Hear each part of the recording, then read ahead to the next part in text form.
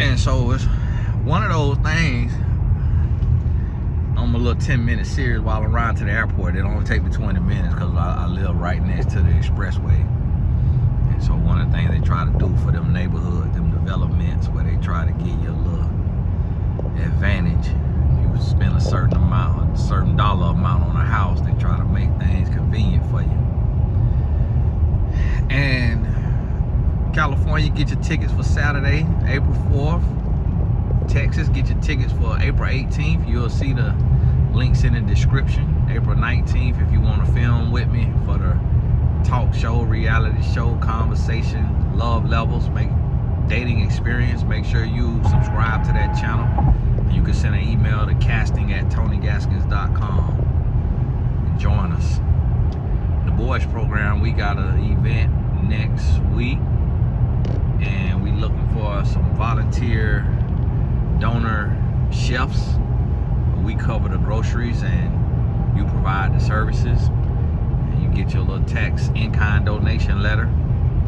But reach out to me at tony@tgfamily.org.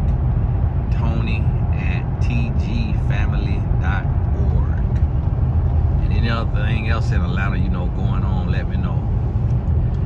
So we making way, and this is the thing. What a lot of people don't realize when it comes with this exposure is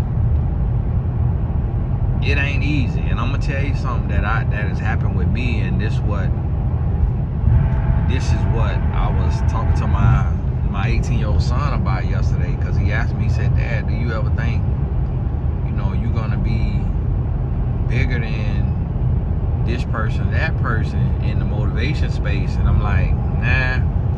I'm like, honestly, son, he's not big. It's just social media.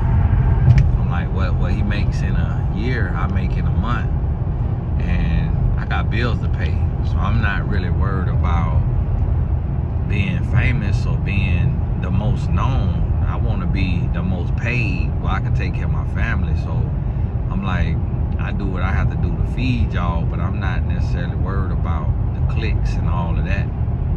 He was like, "No, I get it." So I get it. I get what you're saying.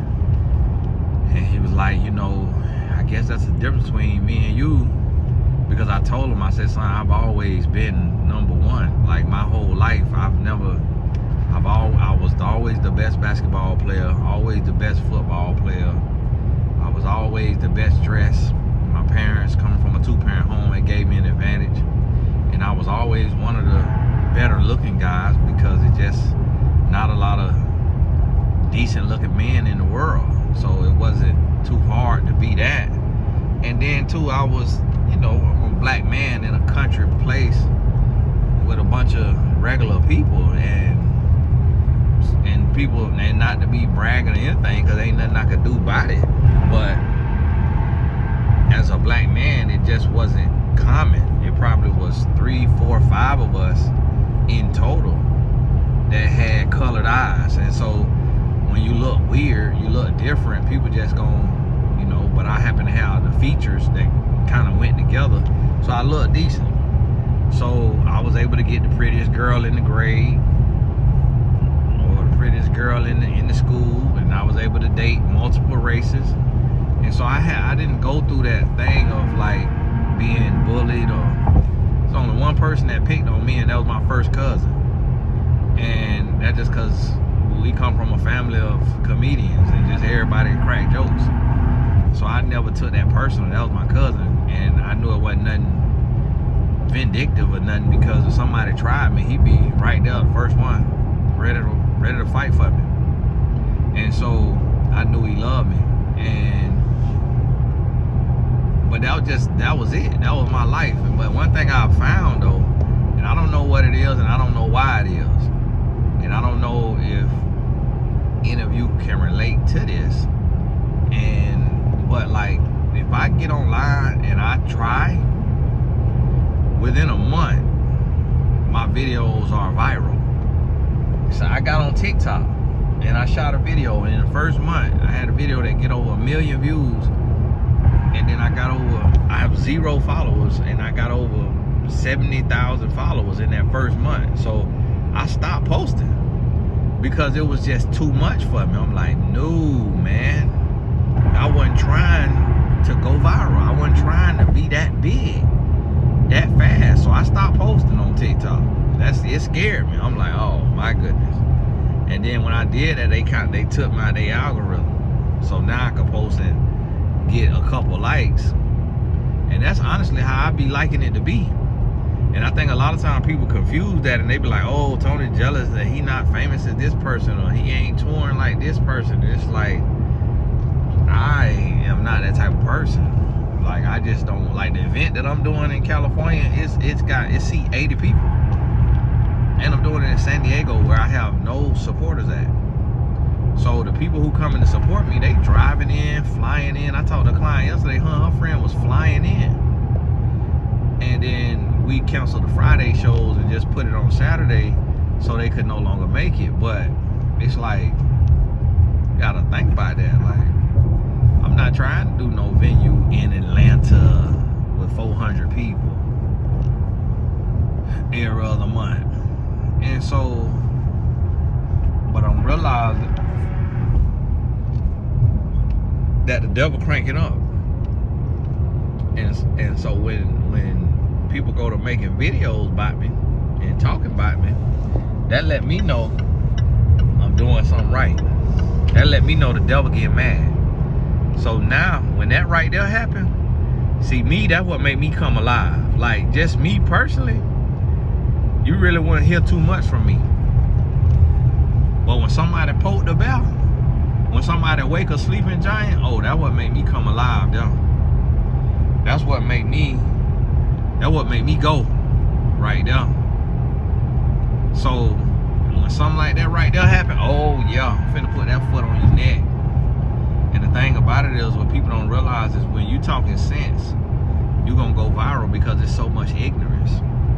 That's why I've been viral my whole career, because I talk sense. I don't talk this foolishness. And so when you saying something that ain't nobody else saying, you gonna go viral, because people are seeking truth. People want substance. People want something to hold on to. And that's how we able to build. But now I could be sensational, and I could be fake and all of those things, but I choose not to do that. I choose not to do that because I just don't believe in that. And just pandering and just saying what everybody want to hear. That's not in my belief system. So I say things that are controversial, things that can get me canceled, because it's how I really feel and it's what's real. And so it may come a day to where everything I do is independent. It may come a day where I got to build my own network, build my own streaming software, build my own venue, buy me a plot of land and build my own venue, theater style, symposium style, and do my own retreats and seminars right there. If I mess around and get canceled, I mean, but I doubt every hotel and every whatever know who I am, to where they be like, oh, this guy's canceled, we can't rent to him. But you never know. But it's gonna come that day. And so right now, what y'all seeing me in my infancy. You gotta realize, when you are a man and you're a black man, your season don't come until your 50s. The only black man they gave a TV show to is Steve Harvey. That's it. Like a wisdom show. It's Steve Harvey. TD Jakes got a couple little shows, but they're real small, not like on daytime television.